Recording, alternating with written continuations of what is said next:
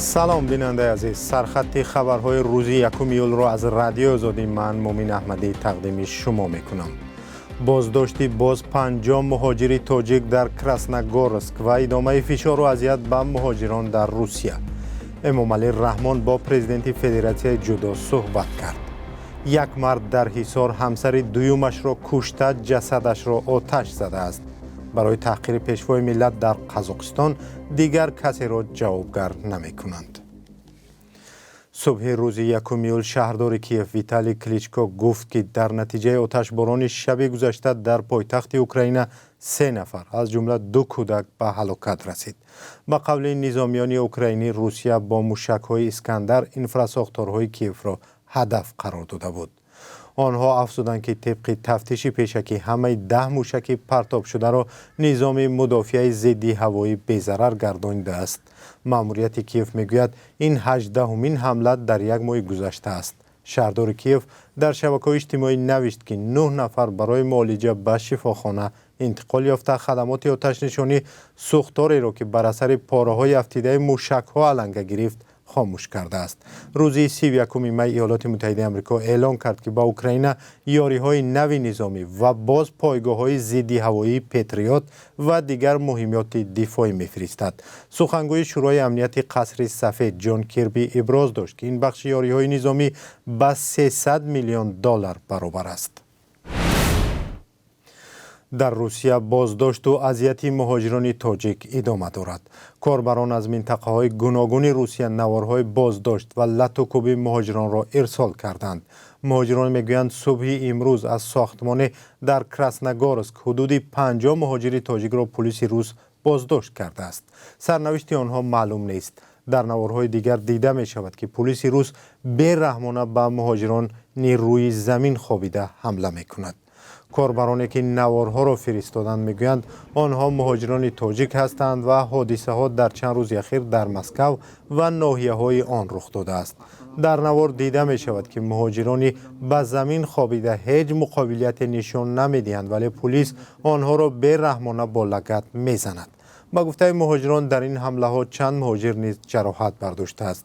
نیم ماه اخیر فشار و اذیت مهاجران تاجیک در روسیه افزایش یافته است. روز 19 می به بیش از 100 دانشجوی تاجیک کارمندان آمان روسیه حمله کردند. سفارت تاجیکستان گفت که در این حمله 10 دانشجو زخمی شدند. مقامات روسیه حادثه های بازداشت و اذیت مهاجران تاجیک را رسما شرح ندادند، ولی سفارت تاجیکستان در مسکو گفته است که از مقامات روسیه خواهش تحقیق عادلانه حادثه ها را کرده است. یک ساکن شهر ایسار با گمان قتل بی‌رحمانه زن دویمش بازداشت شده است. حادثه روز 24 می در دهه بلبل چشمه این شهر رخ داده است. بنا به اطلاع وزارت کارهای داخلی، مردی 36 ساله در حالت مستی و در پی یک مناقشه همسر دویمش را کشته، جسد را آتش زده است. حاکم نظرزاده معاون سردار شعبه پلیس ایسار در شرح این حادثه گفت جسد سوخته زن روز 25 می پیدا شده. معلوم شده است که مردی گمانبر خواسته است با این راه جنایتش را روی پوش کند.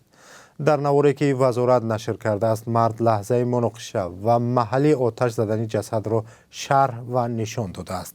نظر مرد گمانبر در قتل همسرش و به گفته مقامات صاحب 2 زن در این باره معلوم نیست و روشن نیست که سبب مناقشه چه بوده است. مقامات او را به آدمکشی ایبدار کردند. 2 زنگی یا چند همسری در تاجیکستان طبق قانون منع است، اما همانا این یک پدیده رایج باقی مانده در بسیار حالت باعث سر زدن مشکلات اجتماعی و روانی می شود و در برخی از حالت ها هم با چنین فاجعه ها انجام می یابد. طبق آمار وزارت عدلیه از سال 2020 تا نیمه سال 2022 در تاجیکستان 222 نفر را برای ازدواج با 2 زن و یا حتی بیشتر از آن جزا دادند.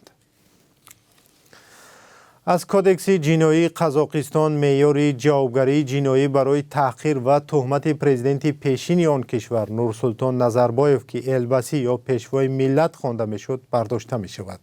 یک وکیل پارلمان قزاقستان شرح داده است که دیگر در این کشور مقام پیشوای ملت وجود ندارد. از این رو جوابگری جنایی هم برای آن به کار بردن نمی شود. ماه فوریه امسال قانون درباره پرزیدنت نخستین قزاقستان البسی بیکار کرده شد. این قانون امتیازهای مشخص را برای نظربایف و خانواده‌اش پیش بینی می‌کرد. نورسلطان نظربایف که تقریباً 30 سال قزاقستان را با مشت آهنین اداره می‌کرد، سال 2019 از مقامش استعفا داد و توقیف را وارث خود اعلام کرد. حالا او از صحنه سیاسی بیرون شده است و هیچ تأثیری در کشورداری ندارد. و امامعلی رحمان پرزیدنت تاجیکستان با ماریوس ویزر پرزیدنت فدراسیون بین المللی جدا ملاقات کرده است. سامانه پرزیدنت روز 1 ایون خبر داد که امامعلی رحمان گفته است خواهش همکاری بیشتر با این فدراسیون را دارند. او امیدواری کرده است که ورزشکاران تاجیک در این رشته موفق خواهند شد.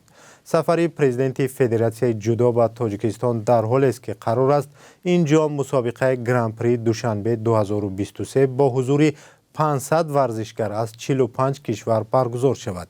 پرزیدنت فدراسیون جودو در تاجیکستان اسماعیل محمد ظاهر نبیره امامعلی رحمان است. مخالفان او را برای دعوت مهمانان و استفاده از امتیازهای دولتی تنقید می‌کنند. و در آخر بانک ملی تاجیکستان برای روز 1 ایول قرب 1000 روبل روسی را 134 سامانی و 50 درم، $1 امریکایی را 10 سامانی و 91 درم و 1 یورو را 11 سامانی و 68 درم مقرر کرده است. معمولا قرب اسعار در بانک‌های تجارتی اندک فرق می‌کند. برنامه به پایان رسید و شما را با خبر و گزارش‌های بیشتر در برنامه اخباری آزادی انتظاریم که ساعت 18 به وقت دوشنبه و ساعت 16 به وقت مسکو مستقیما پخش می‌شوند. تا برنامه‌های دیگر، خدا نگهدار.